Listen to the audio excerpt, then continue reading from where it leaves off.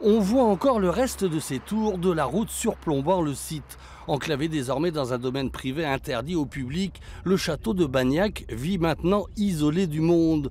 Depuis le décès de sa propriétaire il y a 3 ans, ses descendants n'envisagent pas de restaurer le site, beaucoup trop endommagé par les outrages du temps. Ça coûtait trop cher, si vous voulez, pour la refaire pour ma tante qui était fille unique et qui avait cette propriété du Breuil ici, donc elle a laissé tomber.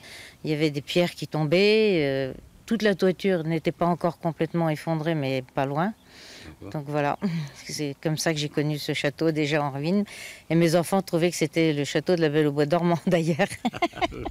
Inscrit en partie à l'inventaire des monuments historiques, ce qui interdit sa démolition, son avenir est plus qu'incertain. Aucun projet de sauvetage du site n'a pu aboutir, y compris du côté des élus locaux. Le maire que je suis ou mes prédécesseurs n'ont jamais eu l'idée de l'acheter, parce que bien sûr que de toute façon ce serait une charge qui n'est pas tenable par des petites collectivités comme les nôtres, bien entendu.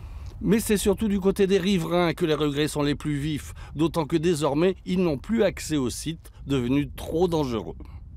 Je l'ai connu à une époque, il y a 25-30 ans, où il y avait même une personne qui l'habitait encore, la partie centrale qui était encore en meilleur état. Au début, on avait le droit de descendre se promener aux abords par la voie privée, là, puisque la commune entretenait encore l'allée. Malheureusement, depuis, disons, ça va faire 1 an maintenant, oui, 1 an et demi peut-être maintenant.